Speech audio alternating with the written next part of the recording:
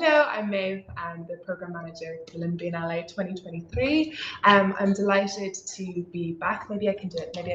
Right. Yeah. Okay. I'm delighted to be back here in the Linen Hall for Heather's event talk today. Probably people are converted with who's in the room, but just for anyone who doesn't know or hasn't heard of this before, the Linen Biennale is a project of Our Space Gallery in Lisburn. It is and has been a 3-month festival of heritage, crafts, arts and design. We're just been pointed out that we're halfway through the programme. September 15th. So over the month of August, we've had workshops, exhibitions, talks, tours, open days, mini festivals, a whole host of events. We've been delighted with, and yes, I should say that 2023, we've been supported by the National Heritage Lottery Fund, thanks to money raised by National Lottery players. There we go. Got that out of the way. Heather is obviously a very accomplished writer, and she is a senior lecturer in creative writing at the Open University. However, the Linen Biennale, and I first met her as, of course, a very accomplished stitcher and textile artist, and I think we can all appreciate that from her beautiful creation that started this whole project, which is on the stage with me here today. On that, when Heather, we got these dates for the Linen Hall Library and we planned these lunchtime lectures, Heather happened to casually say, "Oh yeah, that dress, I'm writing a book about it." And we were like, "What? That's amazing. When is it coming out?" And she said, "September." And we were like, "We've got the perfect thing for you to do. Please have a book reading and event as part of our collaboration with the Linen Hall." So thank you so much for being here. I'm so excited to read the book, and this creation is so beautiful. I haven't seen it in person before. But yeah, I'm just really looking forward to hearing your story. So please come up and don't keep us waiting any further. All right, thank you, everybody.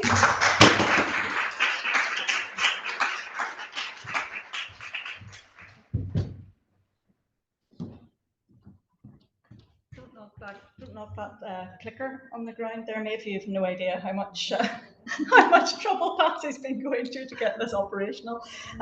Thank you very much for that introduction, and thank you, Patsy, as well, for your welcome. And thank you to all of you for coming along. And particular thanks have to go to a couple of people, my friend Jennifer and my cousin Hazel, who've already kind of been at the launch on Monday of this week. And I promise you, it's a wee bit different tonight, today. So you're not going to have to just look suitably enthusiastic about hearing the same thing all over again. So it's great to have an opportunity to talk a bit about Kathleen's story, to let you have a look at the dress itself, and then to kind of talk a bit about the book that has emerged from that. Those of you who arrived a bit earlier will know the dress was down there for you to have a good look at earlier. I will bring it back down after I've finished talking, so if you want to have a close inspection, you can do. So this was, at heart, a family story that then became the dress, that then became the book. So I thought what I'd do today is tell you that family story, and then talk a bit about that whole process of it becoming the dress, and then again how that evolved into the book. So let's see. This is the moment of truth, Patsy. If we see if the clickers, something's happened to the clicker. Maeve has killed the clicker. So I'll use this. Oops, oh, that doesn't work. Click the wrong button. What happened there? The clicker's here, but it's not even.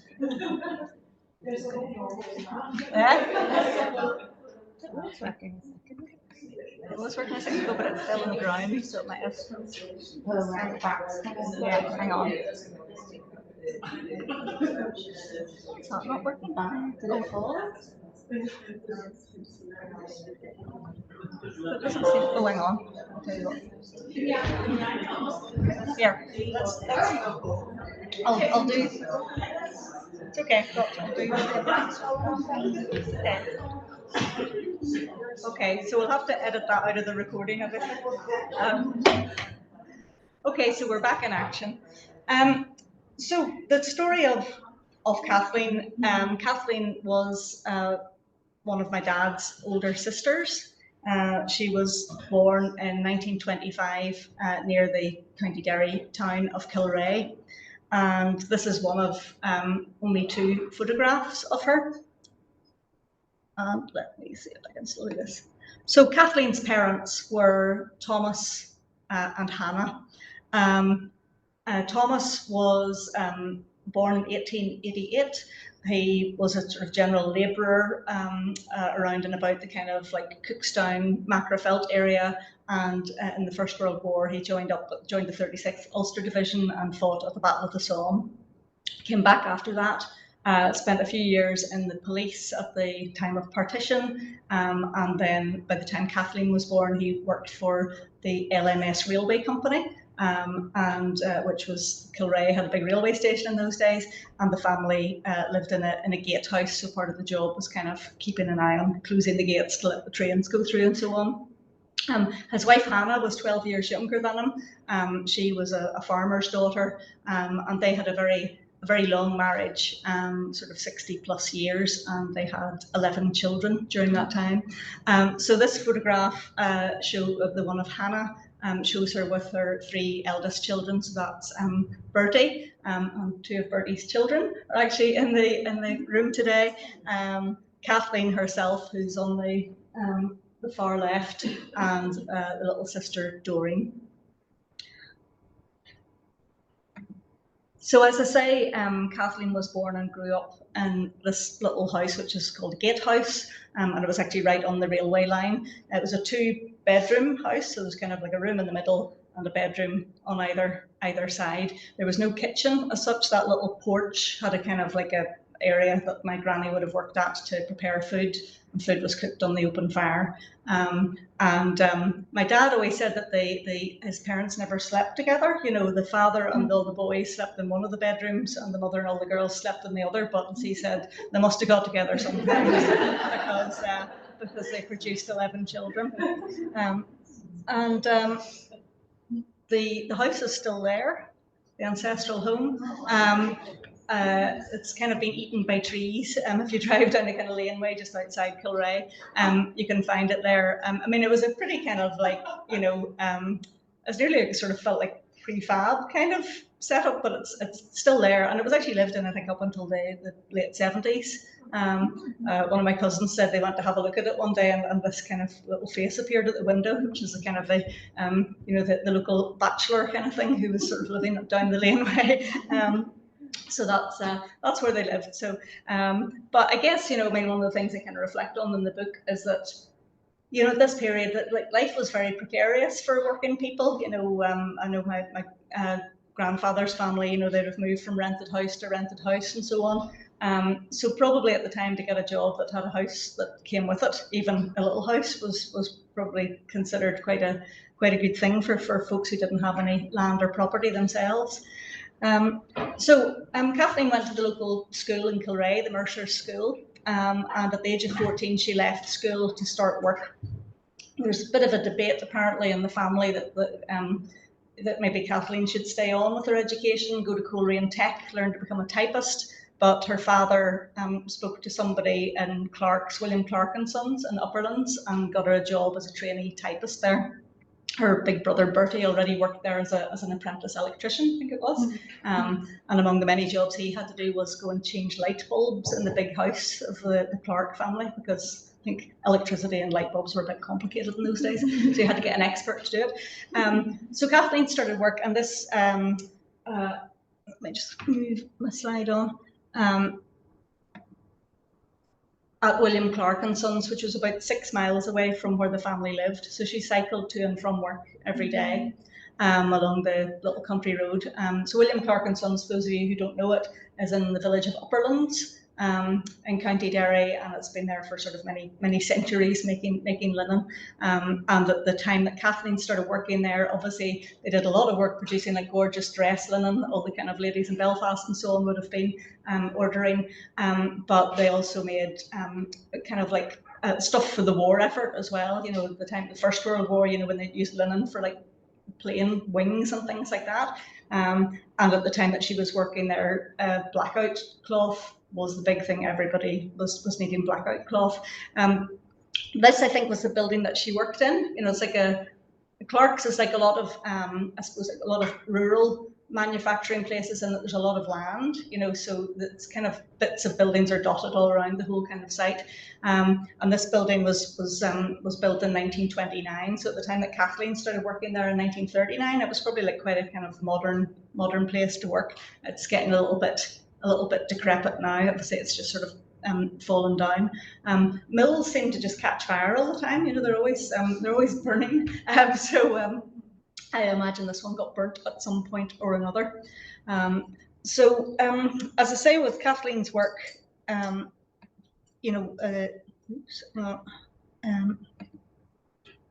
Kathleen's work probably involved, you know, filling in orders and so on in the big ledgers of the business. You know, in this era, you know, the way businesses were run, like everything was kind of very analog, you know, fountain pen, writing orders down and so on. They did have big typewriters, but that was kind of quite a skilled job to work with. And in the Public Record Office in Belfast, they still have some of the ledgers of the orders at this time. So this particular sort of entry would have been like the week after Kathleen died. So yeah, and if you can read the details, it's for the Ballymena barracks ordering blackout cloth, and as you can see, they quite often say at once, so they wanted them sent quickly.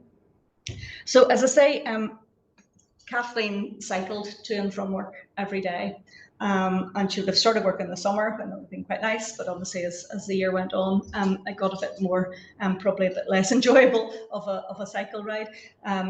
But at the time, the blackout laws were in place because of the war, so all the houses obviously had to have their blackout blinds, but even bicycle lamps had to have blackout shades on them. So the way that worked was that you have these kind of little carbide lamps that actually had a light, you know, but you would get a sort of like a semicircle of black cardboard and put it on the top of the lamp so that it didn't shine upwards, it just shone forwards. So on the 15th of December, Kathleen had been asked to work late because obviously lots of orders coming in. You've got Christmas, you've got the war thing going on. So her mother knew that she was going to be late coming home. But as the evening went on, it got later and later. There was a concern that something had gone wrong, and Kathleen was cycling home along this little road, which would have been incredibly dark. I mean, I think even now it's pretty dark, but as you can imagine, at that period and in the country and in the blackout, there was no light at all. She was cycling towards a junction called the Cross Keys, and there was a farmer who was walking home from Upperlands to his farm, and she obviously didn't see him in the dark with the light would just have been shining right in front of her. He said at the inquest that he sort of felt something brush against his hand, and then heard the bike go down, and Kathleen was knocked unconscious, and he was able to find help.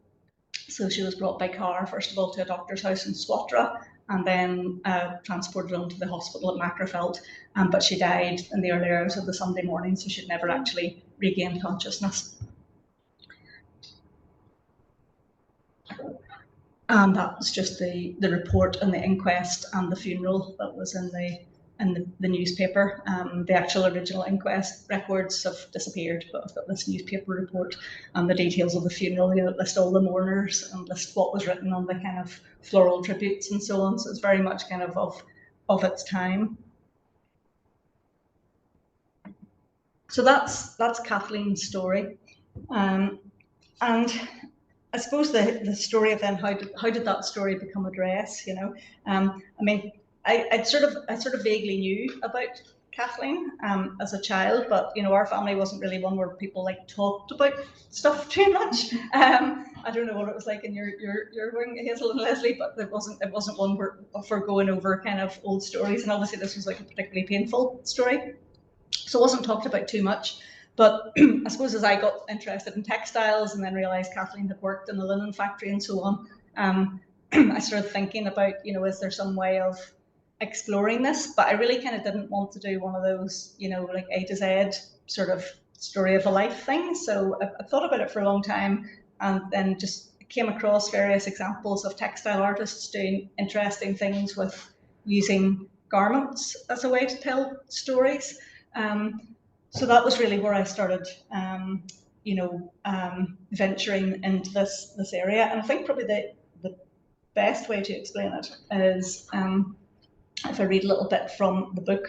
The book, for those of you who haven't seen it yet, it's a bit peculiar, in that it's a mixture of little kind of short reflective essays about various aspects of, Kathleen's life, history, linen, the whole caboodle, and then a kind of reimagining of Kathleen's voice, along with the voices of her father and mother. So I'll read a little bit from about the process of making the dress or creating the dress. It's November 2017. 3.5 meters of ivory linen fabric lie spread along the hall floor, folded lengthways in preparation for cutting. The 6 pieces of the dressmaking pattern are held in place with flat stones. The tissue paper pattern is over 70 years old and so fragile with age that I daren't stick pins in it. The linen is from William Clark & Sons and it cost me nearly £70 a metre. I lift my fabric scissors and gather the courage to make the first cut. My anxiety isn't simply because the fabric is expensive, it's more what this first cut represents. This is the moment when I truly commit to a creative project unlike any other I've engaged in before, making a dress that will tell Kathleen's story. This moment has been several years in the making, starting long before I began to think of writing about Kathleen. I've dabbled in textile crafts since my late teens, with short-lived but recurrent bursts of enthusiasm for embroidery, knitting and dressmaking.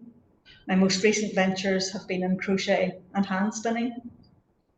Ironically, I'd taken up these latest crafts as a counterbalance to my work as a writer, never thinking that working in textiles could become a way of writing or of telling a story at any rate. Writing is a strangely disembodied activity. The physically effortless tapping on the keyboard, the long hours spent inside one's own head, even the end product, in these days of ebooks and online publishing, often has no physical form.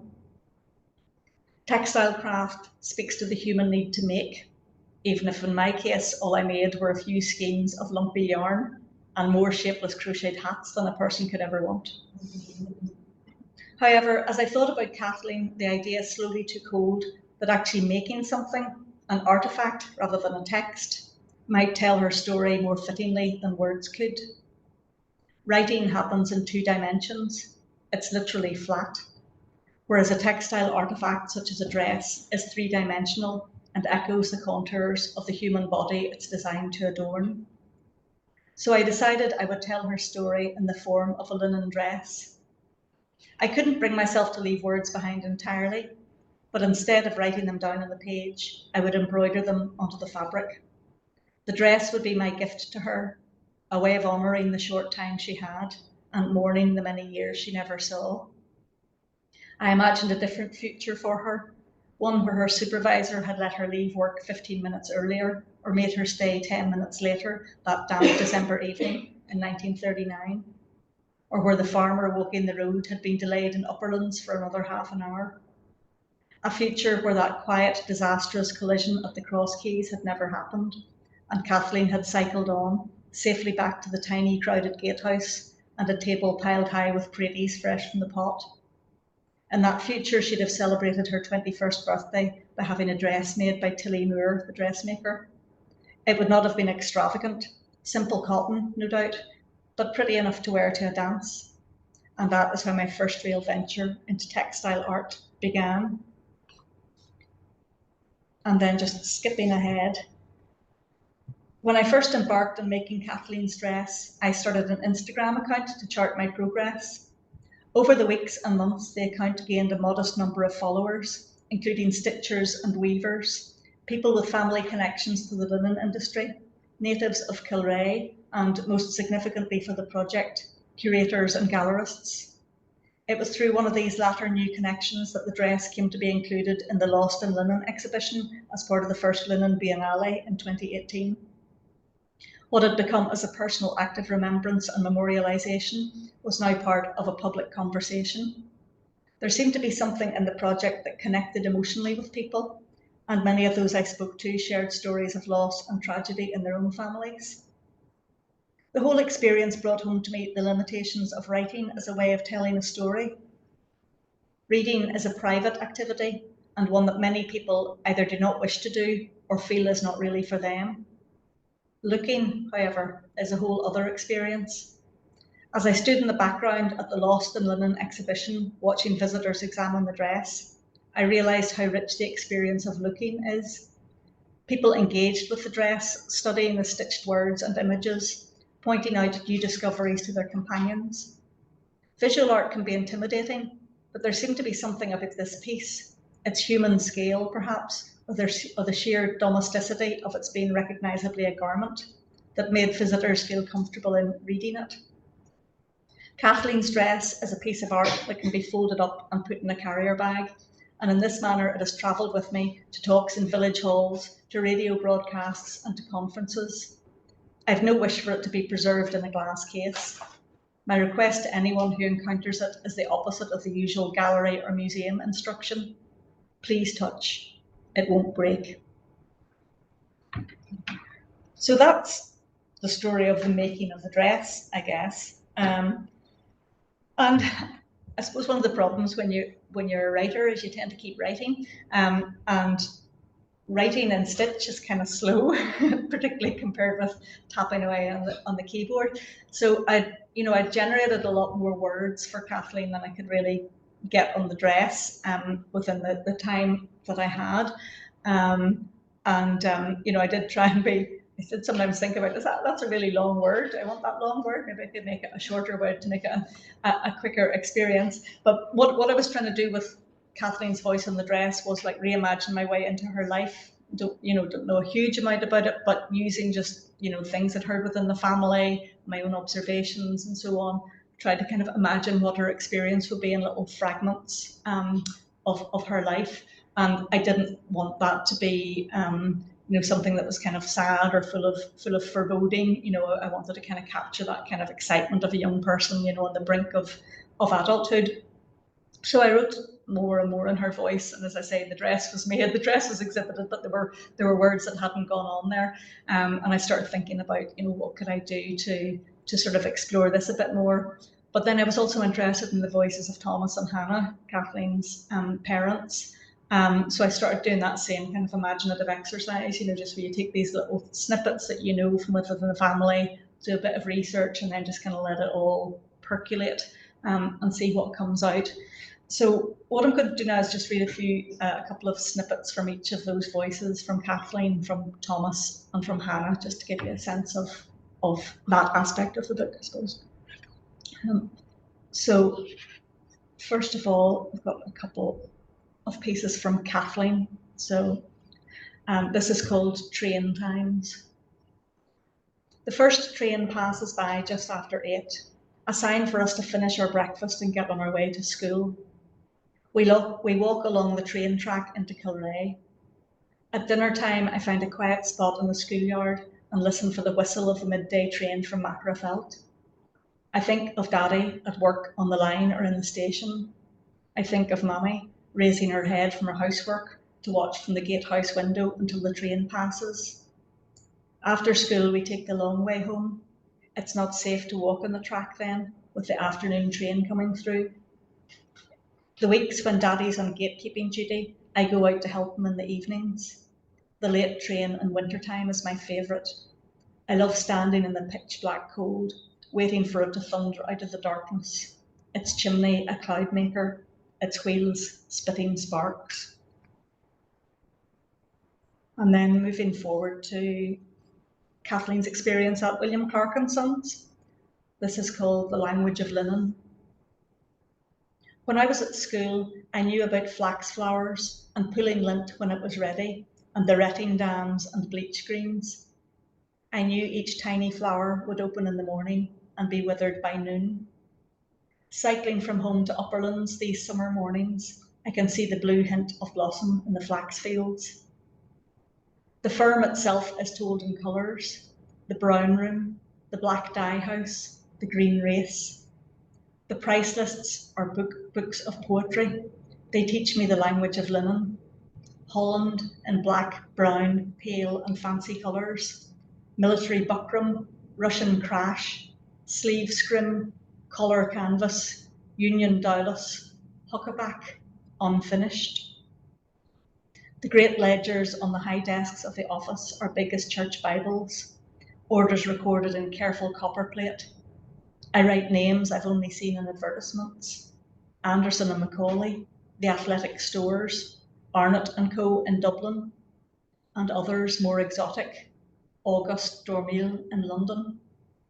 Orders for damask napery and fine dress linen, and lately black ARP cloth, 500 yards to Palace Barracks, 700 yards to the new Savoy Hotel, 900 yards to St Patrick's Barracks, Ballina, at once, at once, at once. And then moving to Thomas's voice. Thomas, as I say, fought on the Western Front during the First World War, and he was injured at one point. I think he still had bits of shrapnel in his ear right up to his dying day when he was 96.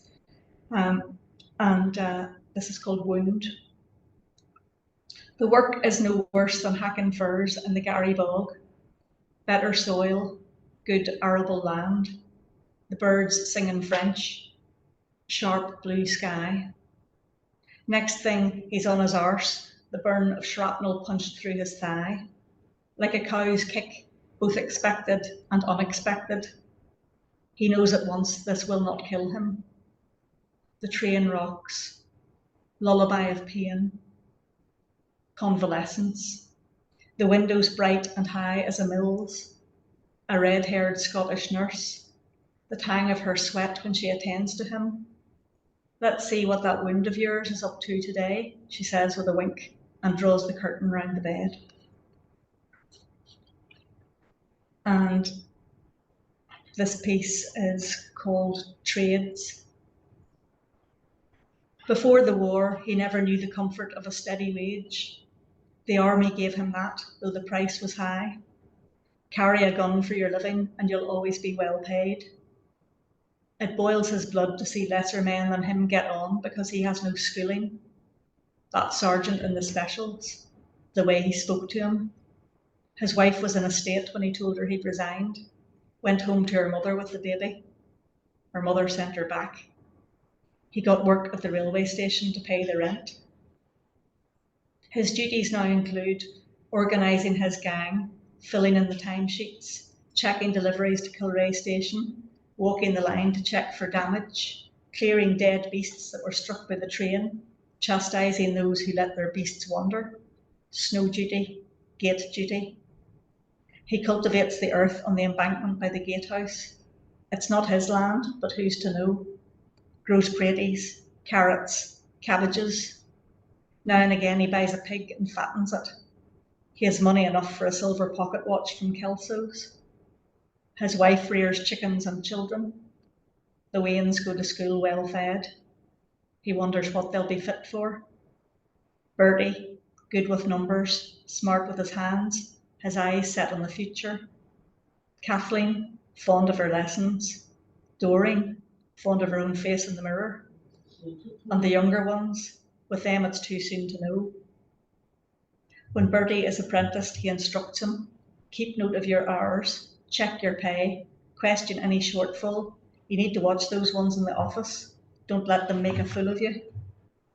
Bertie's saving his money, keeps a notebook.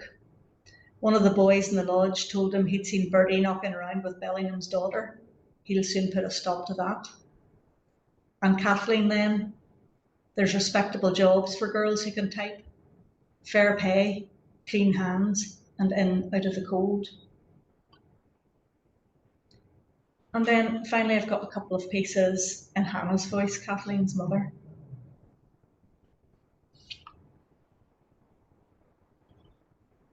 This is called Bedding, and kind of refers back to Thomas falling out with the sergeant in the A specials and losing his job.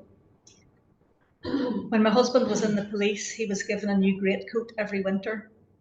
By the time he'd resigned in a strunce with a sergeant, we had a collection of them. We brought them with us to the gatehouse to blanket the beds. Their dense black woolen weave, heavy enough to pin the wee ones down for the night. I saved cotton flour sacks, washed and bleached them, unpicked the seams and fashioned them into sheets and bolster cases. At night, I dream of soda bread warming on the griddle. Obviously, after Kathleen died, it must have been a very difficult time for my grandmother. She'd lost one daughter before, a baby called Ruth, who died at 14 days old when Kathleen was younger. So this is the final piece in Hannah's voice, and it's called Wee Late One. Rosaline was born nearly 2 years to the day after Kathleen left us. I thought I was finished with babies then, me being the age I was. But 3 years later, along came Eileen. The house was crowded with my husband's moods. Bertie had married Bellingham's daughter. Our girls were restless and the wee ones crabbit. I couldn't get peace to cry. There was a wild lot of sickness that winter. War weariness, some said. When Eileen took bad, I felt that dread on me. She couldn't get a breath. There's new medicine, Dr. Boyd said. The tablets were near the size of a broad bean. M and B's, he called them. Grind them up into powder, he said, and mix it in with their milk. I did as he told me. Coaxed it into her on a teaspoon 3 times a day. In between times she gurned and slept. Rosie Diamond shook her head. I don't think she'll do, she said. And then, a week in, Eileen stirred in her crib. I went over to look. She smiled up at me. Her first smile. The house was empty for once. There was no one to tell. So I sat and watched her sleep, counting her easy breaths. Thank you.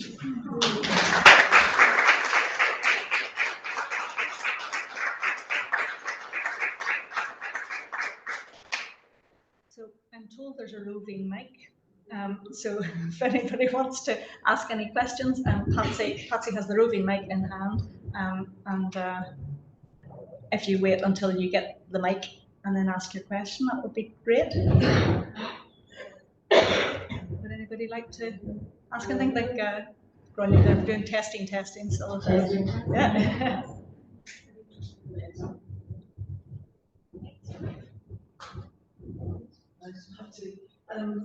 I've been very curious. That was lovely. Terrific, Heather. Thank you. That's really interesting. But at all time, I've been curious about leaving most of the hem unhemmed.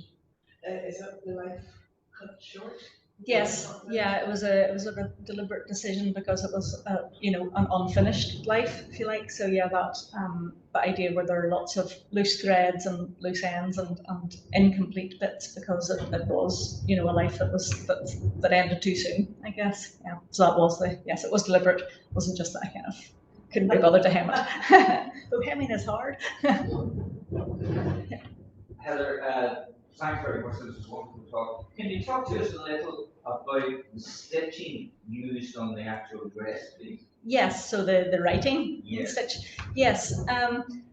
It's what I wanted to do was kind of get a sense of handwriting, and there are no examples of Kathleen's writing left. There are some examples of my grandfather's writing, and obviously none of my grandmother's.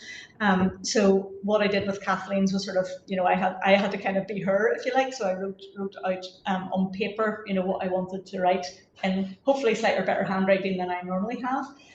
But yeah, the process of the actual stitching, it's using a technique called couching, where you kind of get a loop of thread and then kind of catch it with a little bit of thread. So it's not, sometimes when you see stitched writing, it's kind of nearly like just a kind of a simple, running stitch or whatever to copy it or chain stitch. So I wanted to get more of that sense of like actual, writing it as you would with a pen. Now, obviously this was like a bit beyond my current skill levels at the time that I was doing it. So there's an artist called Rosalind Wyatt, who is an amazing textile artist, but she's a calligrapher by training. So she really kind of understands how letters are kind of like what they are as shapes, if that makes sense. So I went to a residential course that she ran and kind of learned that technique. She could look at a piece of anybody's handwriting in here and immediately just stitch it by eye onto fabric. So obviously in a short residential course, I wasn't going to get that skill level, but that's what I did. I stitched it by eye. So it's not, I didn't write the writing onto the fabric and then copy it. And some of the bits that are a bit wiggledy, it's because I hadn't quite worked out how to get a straight line at that point. So you get a little bit of tailor's chalk and draw it on and then do it. That helps along the way. But no, I mean, anybody that's interested in that sort of thing, look up Rosalind Wyatt's work. She's done some amazing work. You know, she got like a Samuel Pepys manuscript and stitched some of his words onto a waistcoat that had belonged to him. You know, so it's just that, it's that kind of interplay between words and the garments and so on. It's really interesting. But it really, when you're doing that kind of stitching, you know, it really does make you kind of think about words and letters, and even, you know, why is this shape a C? You know, why does that mean C? Do you know what I mean? It's sort of it's a bit mind blowing, really. But you really kind of like get very absorbed into words in a very intense way when you're doing that, in a way that I don't think you do when you're either writing or even just writing with a, you know, with a pen. So yeah, so that's what was behind that. Yeah.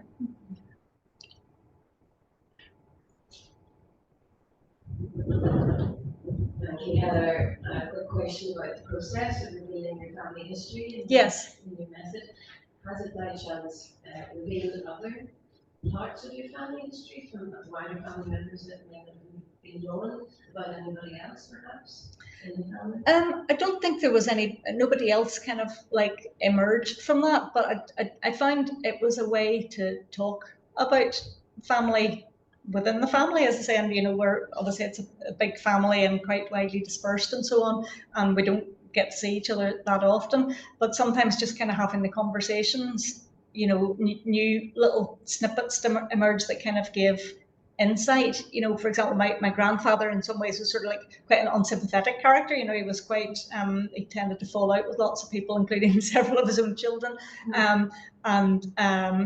You know, there was something kind of, you know, obviously he had a lot of kind of issues, if you like, in that way, and that he wasn't the easiest person to get along with. But one of my cousins in Kilrea, who spent a lot of time with Granda when he was a wee boy, you know, said that Granda would go nearly every day to the grave and sit and smoke his pipe and, you know, just think his thoughts. So it was sort of that, you know, that generation of men who probably they'd gone through a lot, you know, with the war and everything else, and talking about how you felt wouldn't have been a thing. And you know, I think there was a real kind of like rupture between himself and my grandmother after Kathleen's death, because he'd insisted that she go and take this job.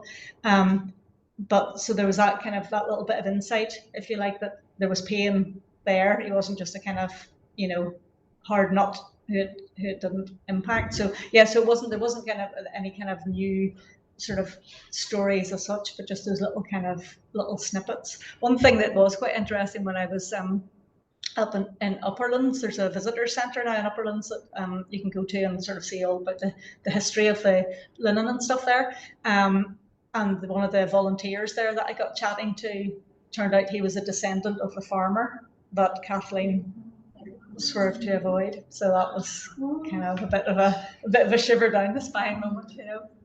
Heather and Tiny, does anybody in the family ever try to dress on? Well, are there any of us it would fit Hazel? It's a 1946 size 12. And a 1946 size 12 I think meant something different, so nobody's actually tried it on. I think Minna down the front is a question.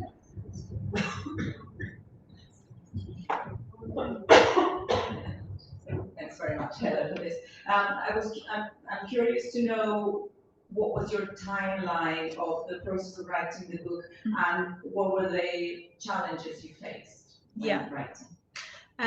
Yeah, well, the dress itself was sort of took a couple of years, and then it was exhibited in 2018. So I suppose you can see from the time it's taken between then and now, it did take a bit of a time for the book to come together, and partly that's publishing process and finding publishers and so on. But it was also, you know, I did kind of, you know, go through quite a lot of options, if you like, thinking about how I was going to kind of present the material, I suppose. It's amazing how many words kind of are in common between fabric and writing. You know, I wasn't sure whether these kind of little fragments would be interspersed, you know, would it be like more of a kind of, you know, little bits of reflection, little fragments and so on, or should I kind of gather them in a particular way? So I find with my writing, you know, the actual writing itself doesn't necessarily take that long, but the organizing of it, because, you know, the problem is when you get so close to a thing, you forget what's this experience going to be like for somebody that's coming to absolutely fresh. So you've got to sort of think about how you take them by the hand and take them through it. So yeah, that bit of it took a while. Yeah.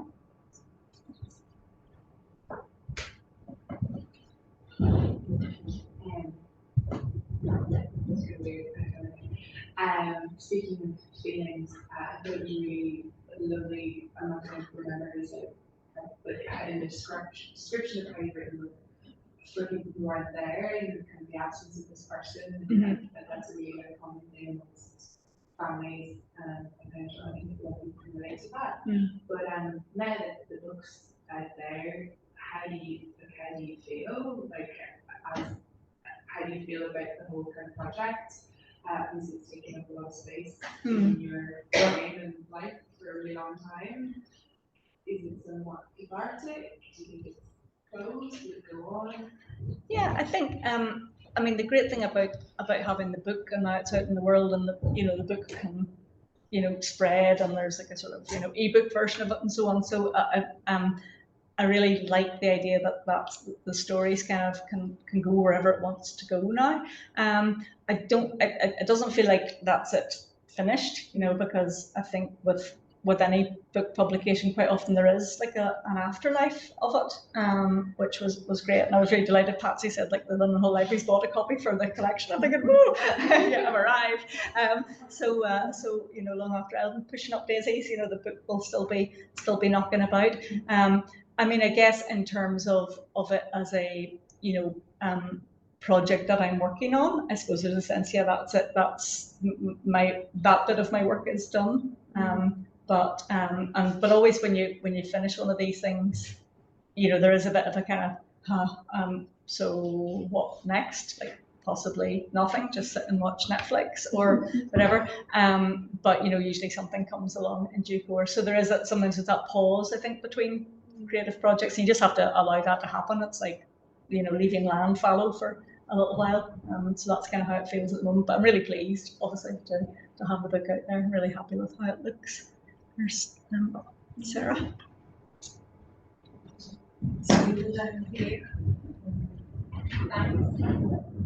Could you tell us about how you made the decisions about the embellishment and which ones are particularly significant to you? And where, I know you say you don't want it to be displayed in a glass cabinet, but where would you like it ultimately to be? Yeah, so two bits there, really. The process was really quite intuitive in terms of what went where, you know, and there's some bits of it that I actually can't remember now whether I did the stitching before the dress was put together or afterwards. I mean, like, obviously the bits on the sleeves must have been done before the sleeves were put on, because I couldn't have done that. I have a feeling that some of the bits in the bottom of the dress were stitched after the dress itself was constructed. So yeah, it was. I didn't really have a plan. It was relatively intuitive, but there was also the kind of practical stuff. Like if I've got a lot of words here, I need a big expanse of the garment to put it on. And in terms of the embellishment, like with the applique, the floral fabric, that again was just sort of, you know, where it feels right to put it on. So yeah, so it was very much kind of going with how I felt at the time rather than kind of intense planning. In terms of like what I would like to happen to the dress long term, I mean, most of the time it just lives in the spare room wardrobe. I kind of do like the fact that it's, you know, as I said in the thing, it's something you can put into a shopping bag and take to show to people. I like that portability. I mean, if a benevolent millionaire wants to offer me loads of money for it, I'm open to offers, you know, but yeah, so I suppose, well, it's one of those things, as people say, well, you know, don't knock it till you've been asked, kind of thing. So if some eminent museum again said to me, oh yeah, we would really like to have this as part of our permanent collection, I think, okay. But for now, I think I'm kind of content for it to be this quite, I sort of like the modesty of the aspiration with it, you know, because that sort of feels fitting with who it's about. But any benevolent millionaires in here just.